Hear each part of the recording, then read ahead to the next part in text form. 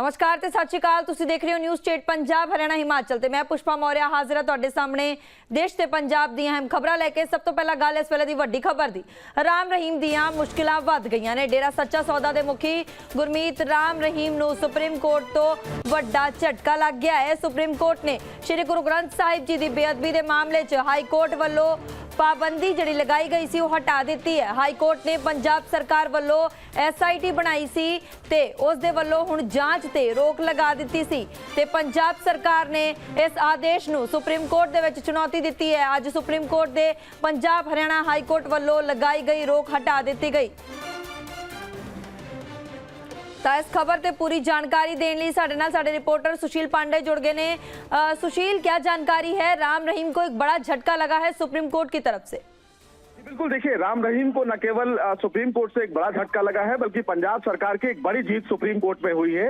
दरअसल राम रहीम के ऊपर 3 मामले जो गुरु ग्रंथ साहिब की बेअदबी के मामले को लेकर चल रही थी, उस पूरे मामले को लेकर पंजाब सरकार सुप्रीम कोर्ट पहुंची थी। दरअसल मार्च में पंजाब हरियाणा हाई कोर्ट ने जो इस पूरे मामले पर ट्रायल चल रहा था उस ट्रायल पर रोक लगा दिया था, क्योंकि जो राम रहीम है वो ये चाहते थे कि इस पूरे मामले की जांच CBI को दे दी जाए और पंजाब सरकार इस पूरे मामले की जांच ना करे। हालांकि पंजाब सरकार ने जो CBI की जांच का कंसर्न था वो फिलहाल वापस ले लिया था, लेकिन पंजाब सरकार के इस पूरी जांच पर फिलहाल पंजाब हरियाणा हाई कोर्ट ने रोक लगा दी थी। और वहीं निचली अदालत में जो ट्रायल इस पूरे मामले को लेकर चल रहा था उस पर भी रोक लगा दिया गया था। लेकिन सुप्रीम कोर्ट ने आज इस पूरे मामले में पंजाब सरकार की अर्जी को मंजूर करते हुए न केवल ट्रायल पर रोक हटाया बल्कि ये कहा कि इस पूरे मामले का जो ट्रायल है वो तेजी से चले। तो निश्चित रूप से कहीं ना कहीं पंजाब सरकार की एक बड़ी जीत और राम रहीम को एक बड़ा झटका देश की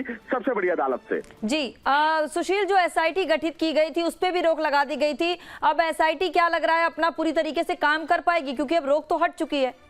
जी बिल्कुल, देखिए, SIT इस पूरे मामले को लेकर लगातार जांच कर रही है और निश्चित रूप से अब वो अपने जांच को तेजी से आगे बढ़ाएगी। लेकिन जो सबसे महत्वपूर्ण बात थी वो ट्रायल को लेकर था कि इस पूरे मामले के ट्रायल पर भी रोक लगा दिया गया था। यानी कि निचली अदालत में राम रहीम को लेकर जो भी मामले चल रहे थे 3, उन मामलों में ट्रायल भी नहीं हो रहा था। तो अब सुप्रीम कोर्ट के इस आदेश के बाद जो ट्रायल है वो शुरू हो जाएगा और ट्रायल तेजी से पूरा किया जाए, ये सुप्रीम कोर्ट ने अपने आदेश में बोला है। जी, तो अभी जो है राम रहीम क्योंकि जेल से बाहर आए हुए थे, अभी क्या लग रहा है दोबारा कब जेल पे वापस जाएंगे? और ये झटका जो उनको लगा है उसके बाद क्या कुछ उनके लिए मुश्किलें खड़ी होने वाली हैं?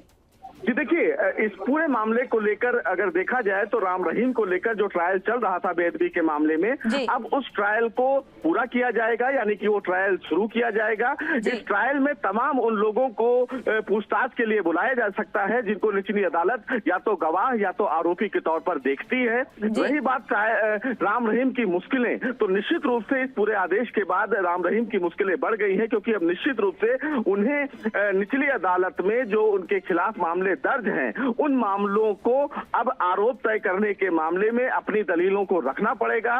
उन्हें ये बताना पड़ेगा कि अगर उनके ऊपर आरोप लगाए गए हैं तो वो आरोप सच है या झूठ है। और इन तमाम पहलुओं पर अब राम रहीम का मुश्किल आने वाले दिनों में जरूर बढ़ सकता है, क्योंकि राम रहीम को भी कोर्ट सम्मन करेगी और उन्हें लगता है कि उनसे पूछताछ करना है तो निश्चित रूप से उनसे पूछताछ भी जो SIT बनाई गई है वो कर सकती है। अगर इसमें कोई आगे सुशील अपडेट निकलकर सामने आता है, दोषी करार हो जाते हैं, तो राम रहीम की तो पहले ही सजा जेल में काटी, मतलब वो काट रहे हैं सजा, तो अभी सजा को और बढ़ाया जाएगा, ऐसा कुछ हो सकता है क्या? जी देखिए, राम रहीम के खिलाफ कई मामले दर्ज हैं और राम रहीम जिन मामलों के तहत दोषी करार दिए गए हैं वो उन मामलों की सजा फिलहाल कोर्ट में काट रहे हैं। लेकिन बेअदबी के मामले में अभी ट्रायल चल रहा है। ट्रायल का मतलब सीधे तौर पर अगर समझे तो अभी कोर्ट ये तय कर रही है कि जो आरोप उनके ऊपर लगाए गए हैं उन आरोपों में सच्चाई है या फिर नहीं है। तो जब इस पूरे मामले का ट्रायल कंप्लीट हो जाएगा तब कोर्ट सजा देगी। और अगर कोर्ट इस पूरे मामले में राम रहीम अगर दोषी पाए जाते हैं तो उनको सजा भी देगी और इस पूरी सजा को लेकर उन्हें जेल भी जाना पड़ सकता है। कि चूंकि अभी इस पूरे मामले में ट्रायल चल रहा है तो ऐसा कहना जल्दबाजी होगी कि वो इस पूरे मामले में दोषी करार दिए जाते हैं या नहीं दिए जाते हैं, क्योंकि ये मामला फिलहाल निचली अदालत में अभी चल रहा है। लेकिन मुश्किलें जो राम रहीम की बढ़ने वाली है उसके पीछे की वजह यह है कि जो ट्रायल पर अभी तक रोक था उस ट्रायल को अब चलाया जाएगा निचली अदालत के द्वारा, और अगर ट्रायल चलता है तो निश्चित रूप से राम रहीम की भी जवाबदेही इस पूरे मामले में बनती है। जी, बहुत बहुत धन्यवाद सुशील आपका, आपने तमाम जानकारी दर्शकों को दी। ਤਾਂ ਰਾਮ ਰਹੀਮ ਦੀਆਂ ਮੁਸ਼ਕਿਲਾਂ ਜਿਹੜੀਆਂ ਨੇ ਉਹ ਵੱਧ ਗਈਆਂ ਨੇ। ਸੁਪਰੀਮ ਕੋਰਟ ਤੋਂ ਵੱਡਾ ਝਟਕਾ ਲੱਗਦਾ ਹੋਇਆ ਵਿਖਾਈ ਦਿੱਤਾ ਹੈ ਤੇ ਬੇਅਦਬੀ ਦਾ ਪੂਰਾ ਮਾਮਲਾ ਹੈ ਜਿਸ ਤੇ ਹੁਣ ਦੁਬਾਰਾ ਤੋਂ SIT ਜਾਂਚ ਸ਼ੁਰੂ ਕਰ ਦੇਗੀ।